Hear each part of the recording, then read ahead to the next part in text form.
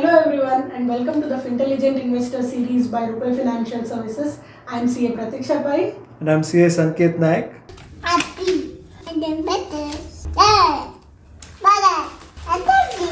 Day. And there. And that. This is time. Get the bus. And this is our yet another episode of the 15 into 5 is equal to 75 series. This series is starting on 15th of August and it will go on for 5 days, and we are taking 5 topics of general interest and talking about 15 basic important points for each of these topics. And this is how 15 into 5 is equal to 75. This is how we are celebrating our 75th Independence Day. Please. Like. Share. Share. So Pratiksha, how do you envision our retirement life? Our retirement life, I want to be sitting on some nice beach, maybe in Goa or even in Italy, who knows, and just have a sip of our favorite drink and just lounge around on the beach without any worries. So we need to plan for our retirement then. Yes, definitely, we should plan for retirement. Do you have any ideas what we can do? Yes, definitely. There are multiple avenues where we can plan for our retirement, and one very attractive scheme is NPS. Oh, nice. So let us discuss about NPS today. So can you tell us what is NPS? Yes, surely. NPS, which stands for National Pension Scheme, is a scheme by the Government of India in relation to retirement benefits for all the subscribers to this scheme. So the scheme is open to everyone, but today our discussion is mainly focused on non-resident Indians and NPS for them.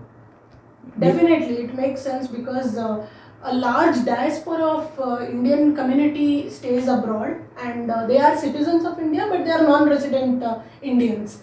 So, and many of the times in the countries that they live, they may not be getting any retirement benefits as such. So, they will be having definitely high-paying jobs, and because of which their standard of living and their living expenses may also, naturally be high. And but once that retirement hits, then it's very difficult to relocate first of all, and then downgrade maybe the lifestyle and all that. So definitely it makes sense to have this discussion about what retirement planning our NRI friends can do, right? Yes, definitely.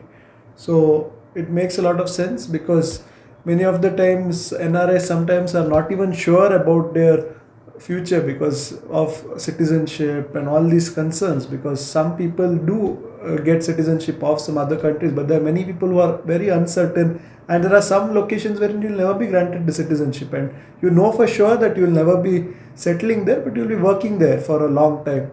So one good things we have seen and our NRI friends do is they do a lot of capital investments in India before they retire. But what about the regular income that they have to get after retirement, right?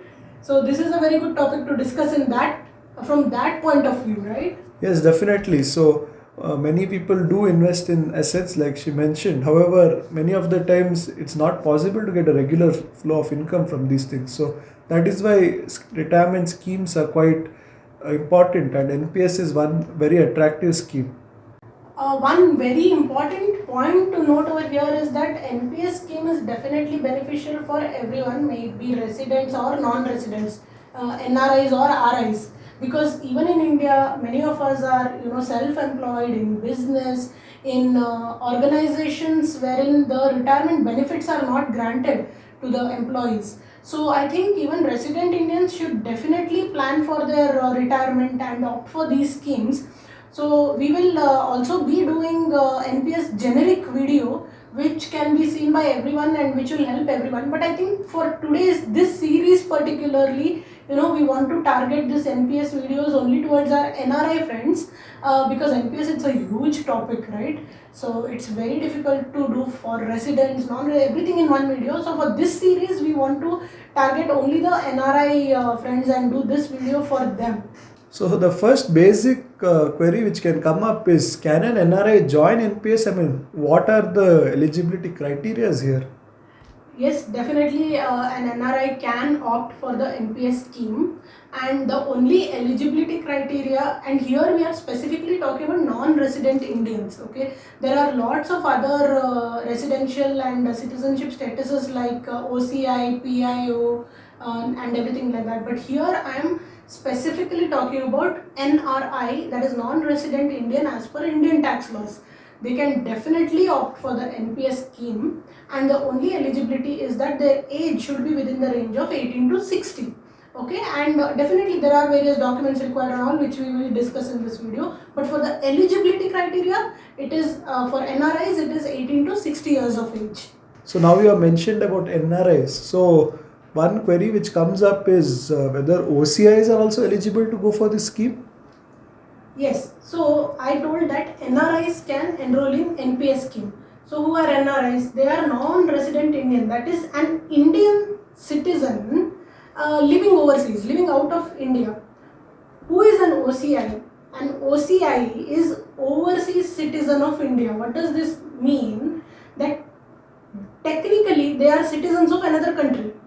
Okay, but they can enjoy certain rights and freedoms that an Indian citizen enjoys. Okay, so that is OCI. So the answer is that yes, OCIs can also enroll in the NPS scheme. Earlier this was not allowed, but now there have been some relaxations norms, and a circular has been issued saying that OCI can also enroll themselves in the NPS scheme, and they will be treated on par with the NRI for all the eligibilities under NPS. However, for NRIs and OCIs, they are eligible to enroll in the NPS under the Tier 1 scheme and not Tier 2 scheme. Sanket, can you tell us what documents are required to open an NPS account by NRIs? Yes, definitely. So one of the documents would be the application form. Other than that, it would be the passport copy, and in addition, an address proof would be required. So Sanket, you mentioned address proof. So what is the address proof that has to be submitted by NRIs and OCIs in respect of opening their NPS account? Yes, so for NRIs, what happens is what they have prescribed is one local address proof. So if your passport has an Indian address, so well and good. If not, what can happen is you have to provide some other document which has a local address. It could be your driver's license or any other document which has an Indian address. Your foreign address may need to be mentioned, but you need not have to give any proof for this. However, for an OCI, it works the other way around. How it works is an Indian address needs to be mentioned, but a proof of Indian address is not mandatory. However, a foreign address proof would be required. So if it could be a foreign passport and an OCI card, so these would primarily be the address proof document for an OCI. So we see in a lot of places that when there is an NRI, there is an option to have a resident as a joint holder. So is there an option wherein an NPS and NRI can have a joint account? No, there is no such option, neither for NRIs nor for residents or anyone. There is no option of having a joint NPS account. Okay, so it is always a singular account per person, and that's the same rule even for NRIs and OCIs as well as resident Indians. So there is no concept of anyone holding a joint NPS account. So Sanket, can you also let us know whether these NRIs and OCIs have an option to open NPS account through eNPS platform? Yes, definitely. So eNPS platform is a very useful platform wherein you can do everything online rather than visiting physically. So there are POPs where you can actually physically visit and get things done. This is very easy for residents. It's also possible for non-residents when you come to India, and also in certain locations abroad as well it is available. However, with eNPS, what happens is you can do everything online at any point of time. It could be in the night, evening, weekends, whenever it is, you can do everything online. Certain documents needs to be uploaded, and on that basis you can do everything at your own convenience.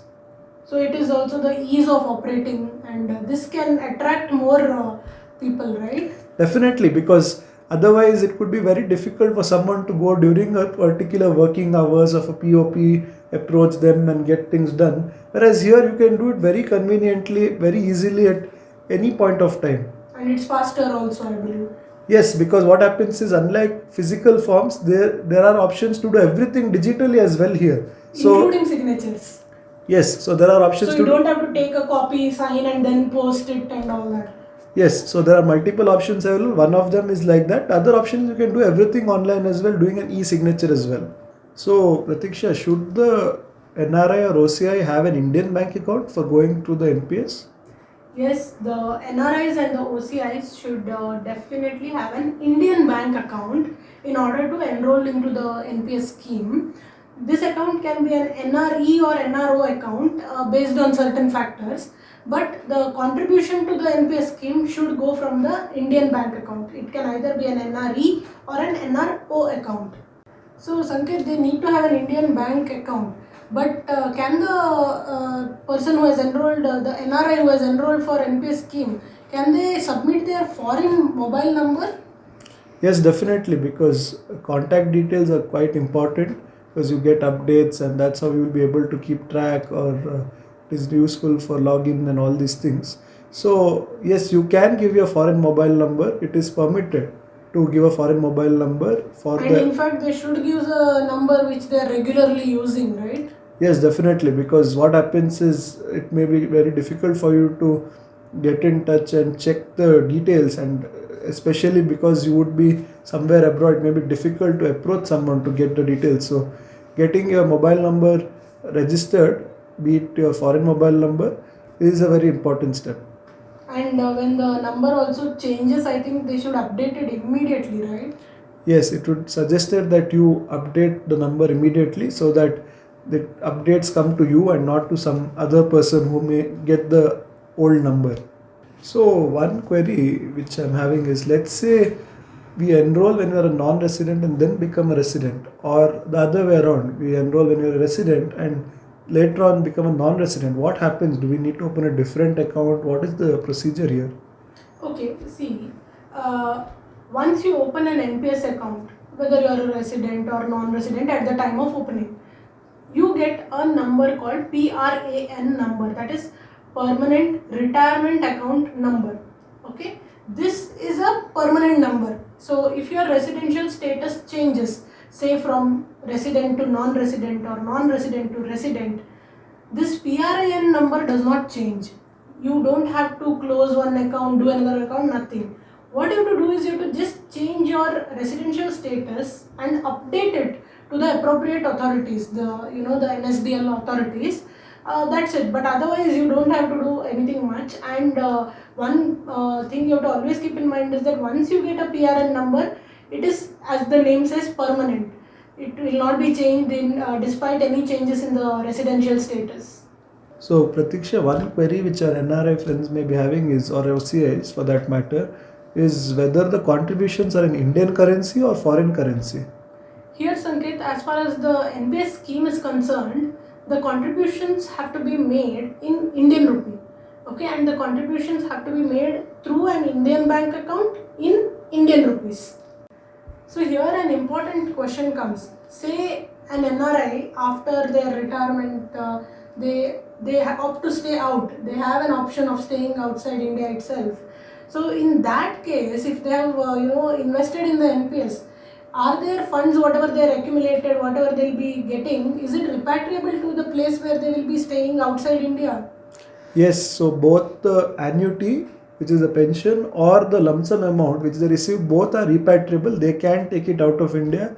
So it's a very good advantage because there are many kind of investments which an NRI and OCI can do which are not repatriable. But this particular one, the NPS, whatever you get at the end of the tenure, whether it is pensions or lump sum amount, both are repatriable.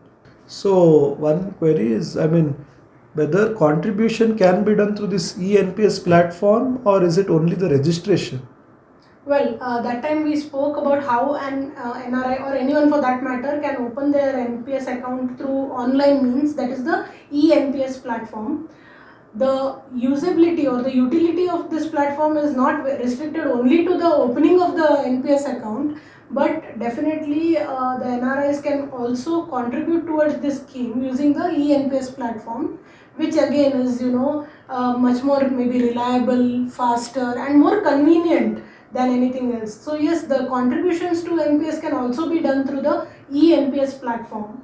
So Sanket, can our NRI friends have online access of their NPS account and see the status of their NPS account online? Yes, definitely.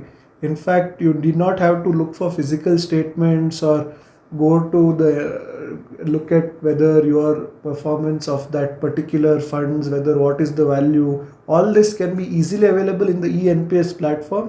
You just have to log in. You can check how much contributions you have done during the year, how much contribution you have done from the beginning, what is the value of the contributions at the moment, what is the value of your funds. All these details will be available on the eNPS platform. So they can have an online access just like a bank account? Yes, definitely. You can get to see everything online. You did not have to wait to come back to India and physically check somewhere or something like that. Similar to your net banking, you can check everything online. You can view the details online and get to know everything right then and there. So our NRI friends who do contribute to the NPS scheme, they should also be aware that whoever your professional in India is doing your return filing, please make sure to give a statement of your NPS contributions also to such persons while filing your returns. So here, Sanket, we have arrived at our 15th point finally. So here, one very interesting question I want to ask you. When the payout happens, may it be either by the way of pension or lump sum, what is it considered as a capital account transaction or a current account transaction under the FEMA laws? Yes, so both the pension as well as the lump sum amount are both treated as a current account transaction. So this is quite clearly mentioned. So it is not a capital account transaction. So this has been our 15-point video on this NRI related NPS questions. NPS for NRIs. So definitely, if any of our NRI and OCI friends have any doubts in relation to this, please let us know in the comments, and we will try to provide a clarification for that. It was really nice speaking on this video because this may be the start of a really long series in relation to NPS. So thank you everyone. Again, I am telling you, if you have any queries, let us know in the comments and we will be happy to provide clarifications for the same. Thank you. And if our NRI friends want us to take up any other topics of their interest, they can let us know in the comments as well. We would be happy to take it up. Thank you.